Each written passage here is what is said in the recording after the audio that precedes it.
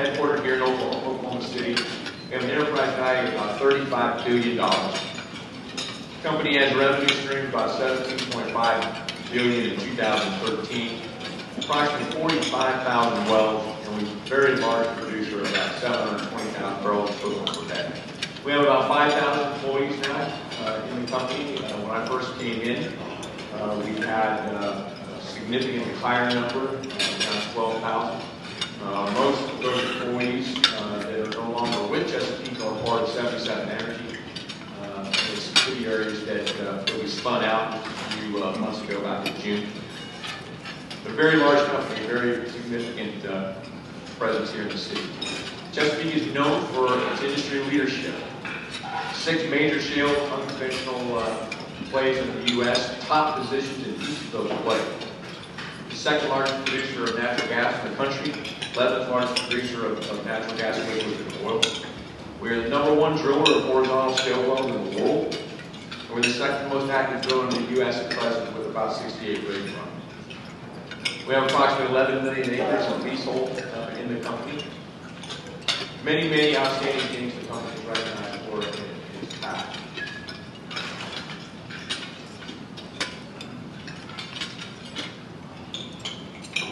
Okay.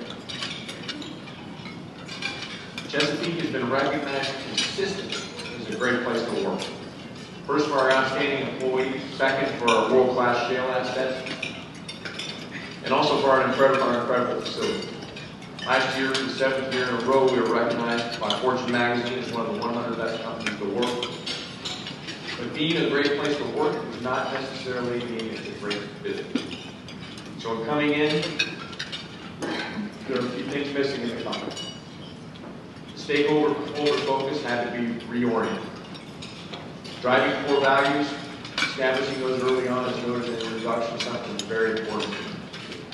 Creating a value-driven strategy, one that was different from that strategy pursued in the past. Creating financial stability that Nick and his team have done an outstanding job on. We've made huge progress on that. Driving a profitable growth program. Creating a competitive capital allocation program to make sure that we are investing in the very best project. And developing a performance and compensation management system that not only includes specific tangible goals that are tied to our strategy, but also adherence to our core values.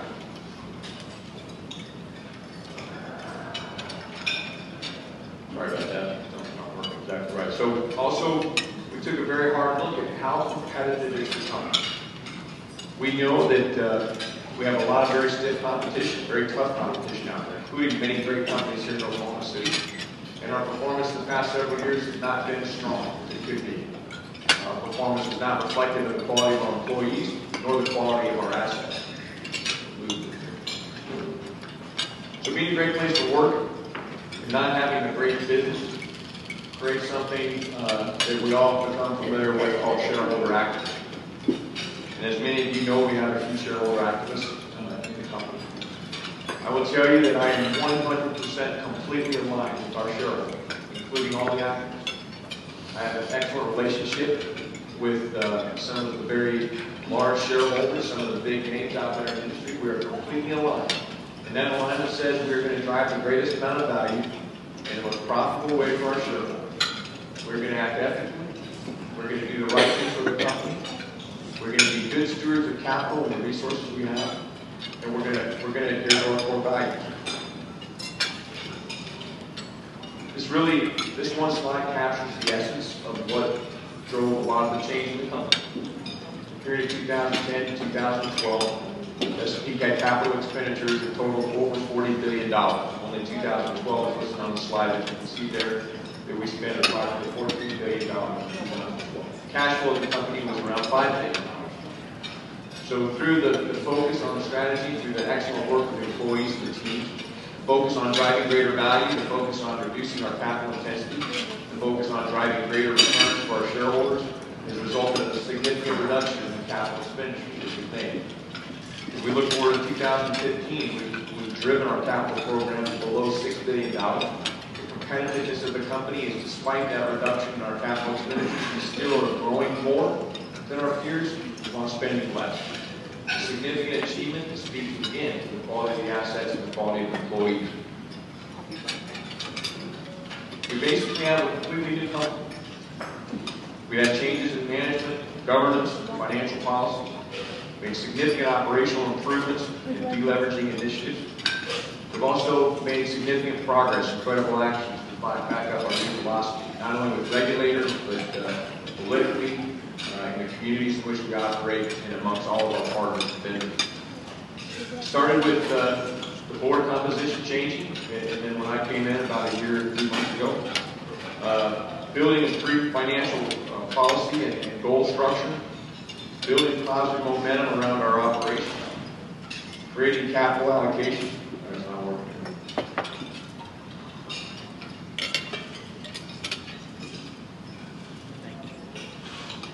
Growing our liquids production, reducing our leverage. Sorry about that. Maybe just a little while.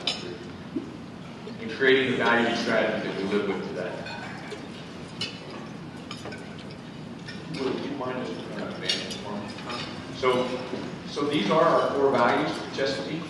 Many of them are familiar to you, and I would imagine just boilerplate amongst most of the companies that are here in Oklahoma City. The first, integrity and trust. And we talked about the importance of integrity and trust. It's very well understood. Can I trust you? Can you trust me? The second is respect. Respect covers a broad number of topics. Respect for the environment, respect for the health and safety of our employees and our communities and our contractors and where we operate. It also includes respect for different disciplines, respect for different backgrounds, educational backgrounds, ethnic diversity. We will produce a better result together under these core values. Approximately 1 year ago today, I guess, not approximately, exactly 1 year ago today, the company underwent a significant reduction in work. During that time, the transparency and this value of transparency and open communication is one that we did our very, very best to share with employees in the most thoughtful, positive way we could the efforts and the initiatives of the company. The direction of the company required us to make several decisions. The long-term viability and success of the organization required us to make several difficult decisions, which included having to reduce our workforce. That was a difficult time, one in which I took a lot of personal heat about. Management took a lot of criticism about. But it was in the direction to drive a stronger company that would not only be here today, in 2014, but also here for decades to come. The second, or the last two, commercial focus and change leadership, are important to note, but they're just a little bit different. What does it mean? What does commercial focus mean? One of the things I share with employees is that every single employee knows a way to improve on our cost structure. But commercial focus also means that we are stewards of our shareholders' money. I use and share an example with our employees of when I was in drilling, when I worked for Fergie, Marquette, Louisiana, responsible for several projects offshore in the Gulf of Mexico. I had a lot of autonomy and a lot of decision-making authority to try different things, to try to improve our operations. And on one particular day, on an activity in an operation in the Gulf of Mexico, I made the decision to spend about $20,000 to try something that I didn't think had been done before. I thought I was pretty smart. I thought it would be something successful and had the potential to save a couple $100,000 for the company. Well, rather than save a couple $100,000, it cost the company more like $400,000 or $500,000. And I had a supervisor come in to see me, and he asked me about what I'd done and the decisions I'd made. Did I talk to anybody about it? No.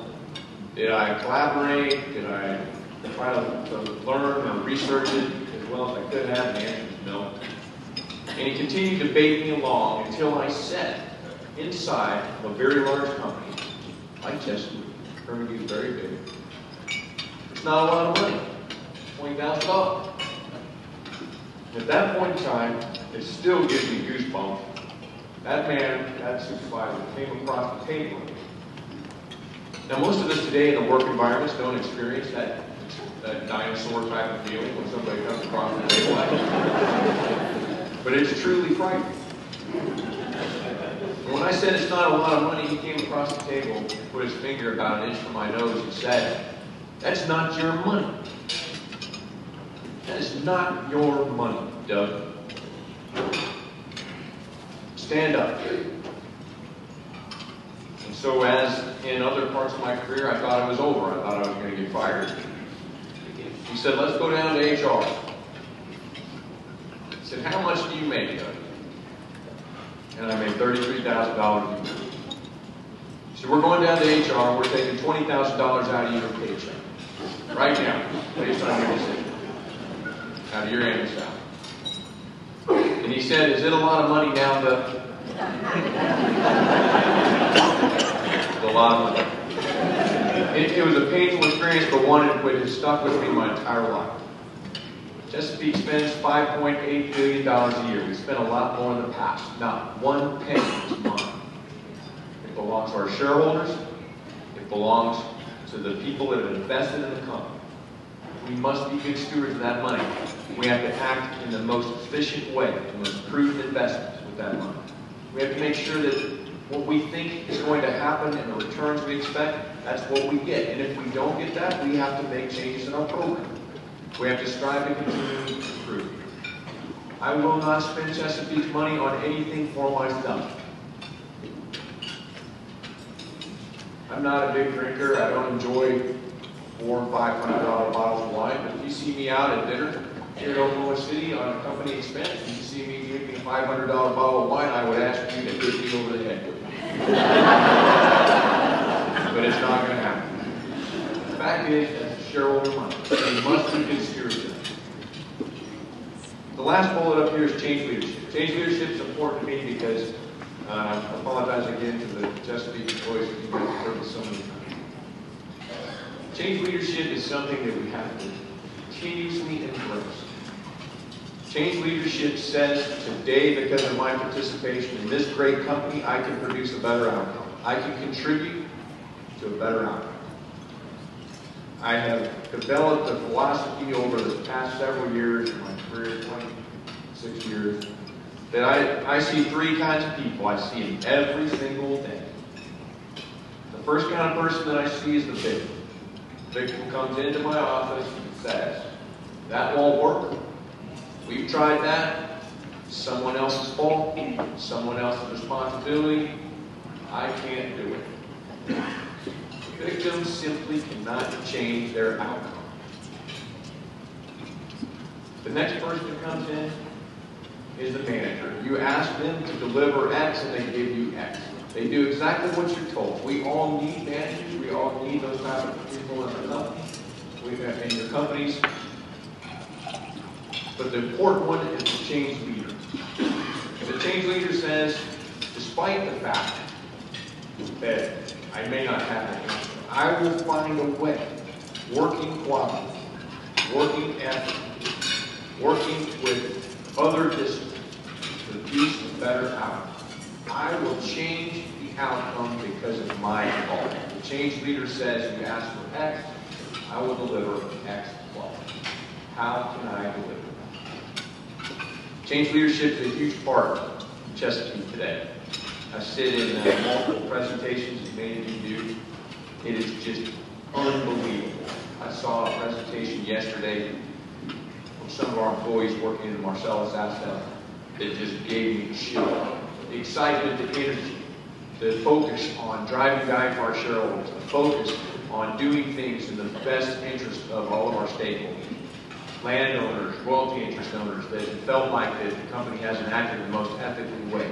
Proactive steps to prove, demonstrate, and work cooperatively with those stakeholders to demonstrate. Chesapeake absolutely will do the right thing. We absolutely will abide by our contract.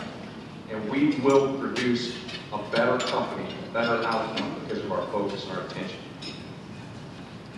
This team yesterday was so fired up, it made me feel like I had not done enough. I need to do better work for them. That type of contagious spirit, change leadership, commercial focus, integrity and trust amongst the team group, we will find a better way together. How can we improve a standard that not only affects those we work with immediately, but can be spread to the rest of the organization?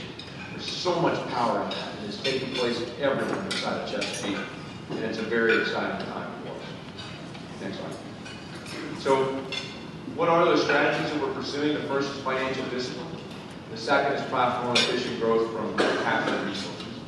I noted that the company has had a tremendous amount of success in the past. We are focused on the long-term viability, driving the greatest value, driving value leakage out of our program. We know we have some of the best assets in the world, shale assets, because every single company and country in the world wants them.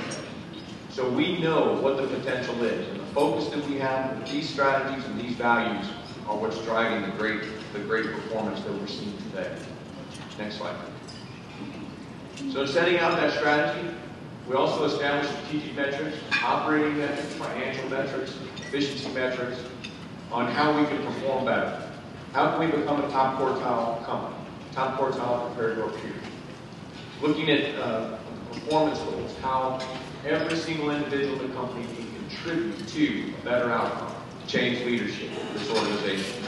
And also aligning our compensation program, which includes not only the goal metrics, but also the core values. It's very important when you look at that continuum, strategy, strategic metrics, the performance goals, and compensation. It must follow that order. It cannot be the other way. It cannot be rearranged. That is exactly the recipe for success that must be followed. They will drive top quartile performance. Next slide.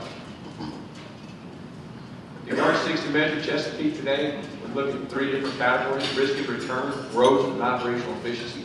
In each of these areas, we're making significant progress. The stock market has been very, very tough on the energy companies here in the past several months, with declining prices, different issues economically around the world.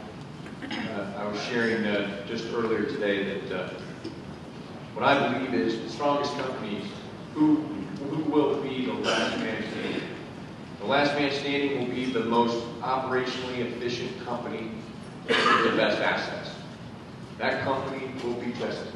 Our strength, our focus, our core values, our strategy are to drive the greatest value despite what commodity prices are. And we're executing very well in that program. Next slide. So this slide of our accomplishments in the past year, organizational, strategic, and operational, are just, like I've said several times, and I apologize for being repetitive, it's just really outstanding. And it's all been driven by the employees of the company. The key there is we've had a significant management change. We've changed our business structure. We've developed leadership and training programs now, situational leadership, employee development programs to continue to expose our employees to new things, new opportunities, how they can continue to grow and develop. If you think of the strategic changes that have been made, we've made significant progress in reducing our financial complexity, reducing our structural complexity, and what I mean by that is actually divesting of several businesses that were non-core to our key operations. One of which is the highly successful 77 Energy that is doing very well with Jerry Winchester and his management team. And also reducing the legal complexity of many issues that legacy from the past.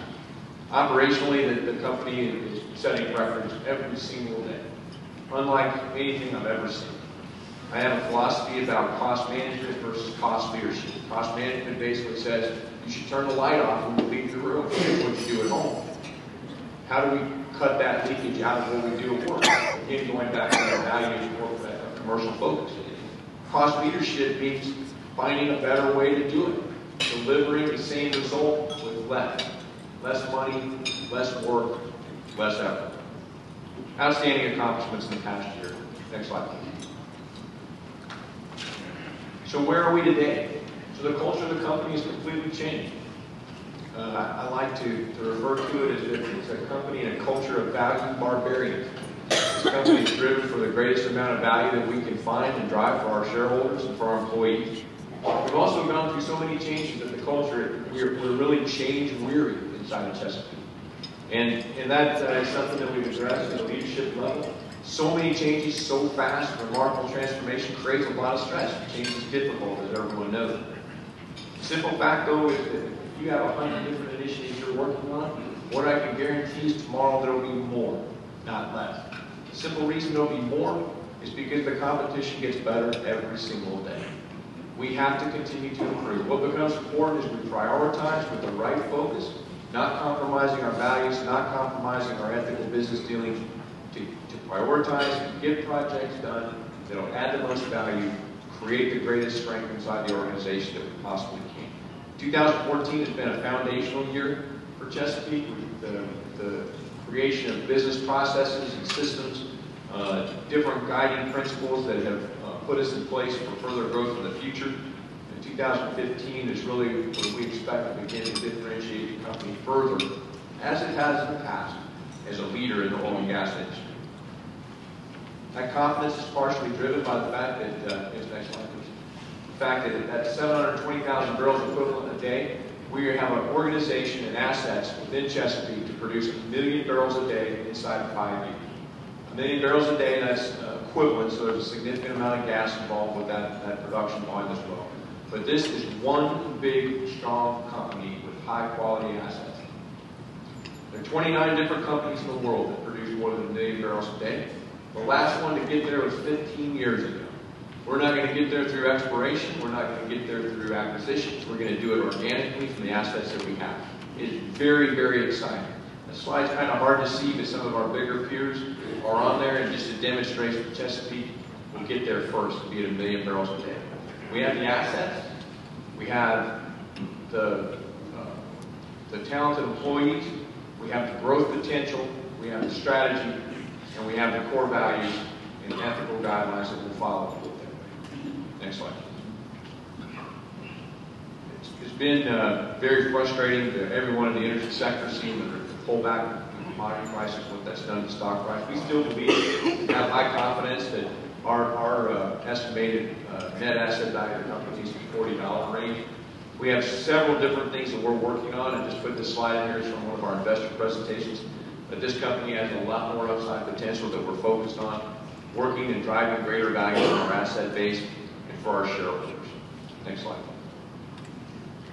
So kind of looking forward for Chesapeake, what's really interesting to note, and I think an outstanding accomplishment by the energy companies in Oklahoma City, the shale revolution, the revitalization of oil and gas production in the United States has been driven by independent companies. And quite simply, it's been driven by those companies in Oklahoma City. Chesapeake, Devon, Continental, Sandridge, several that are here that have made a huge impact to this country's energy growth. We still believe that there's a significant amount of potential in the United States, and that 1 million barrel a day that we have targeted out 5 years from now is evidence of that. We expect to continue to be a leader in shale development. We've drilled more than 8,000 horizontal wells in the U.S. We have the skills, we have the expertise to continue to grow. We have excellent geoscientists. We have the technical teams in place working to find new opportunities to supplement and add to that growth. And we also are looking for opportunities that where can those skill sets take us elsewhere in the world. Not that we're necessarily jumping into international assets at this point in time, but we know that the rest of the world craves what's taking place in the United States. And that's greater energy independence, that's greater energy reliability, and it's companies like Chesapeake and others here in Oklahoma City that have driven that. Next slide, please. So just kind of closing comments, first around servant leadership, and particularly for the students. You cannot start early enough asking the question, what can I do for the company? What can I do to help my co-workers? How can I put the company first? How can I put the employees of the company first and do a better job? How can I change the outcome? Continuous learning has to be a part of every company and part of every individual, every team's approach. Continuous learning is critical because it says we will not climb 2 learning curves. We will climb 1 learning curve. We will learn from partners. We will learn from vendors. We will learn from regulators, from any part of any stakeholder to make better decisions. The next is what I call noise versus friction. For the engineering or math students, physics folks in the crowd, everyone knows that friction increases with speed. The faster you go, friction squares with the increases. The harder you move, the harder you drive, the more friction you're going to experience. Noise, friction is a force that acts on you. They are things you cannot control. And as a company, as individuals, as leaders, we have to overcome, we have to find ways with our values, with our strategy, overcome that friction. Noise, however, is the force that we allow to act on us. Noise is the force that we let because we refuse to be change leaders, we're going to be victims. We don't seek the opportunity to change the outcome. Someone else's issue. It's an HR issue, it's an accounting issue, it's an engineering issue. Noise is the forces that we allow to act on us that becomes friction, ultimately becomes obstacles and barriers that prevent top quartile performance. We're seeking to eliminate noise. I think noise, you see it everywhere. It's in companies, it's in relationships. Eliminate the noise. We'll deal with the friction. We'll overcome the friction. Don't let noise become friction and obstacle and prevent you from achieving a better, a higher quality, more successful result. And last, be a change leader. Take every opportunity as a student. Look for ways that your participation, your contribution, your involvement can produce a better outcome. One that can be recognized in a company by putting the organization first. What can you do? Everything will take care of itself as far as your own personal interests are concerned. I want to close also just by going back to the first questions that I had. And I trust you. You trust me. Do others want to follow you? Why or why not? Is your sphere of influence expanding or contracting? What are you doing ethically, as an individual, as a leader? What type of core values, what type of behaviors are you exhibiting that could be preventing someone else from doing their best? Prevent the organization from achieving its best. I really appreciate the opportunity to talk to you today. I think that this is a fantastic organization. I'm excited about the future for Chesapeake. This is a strong, healthy company. It's going to be around for a long time. Our commitment to Oklahoma and commitment to the city is very strong, and you can expect to see great things from Chesapeake. Thank you all very much.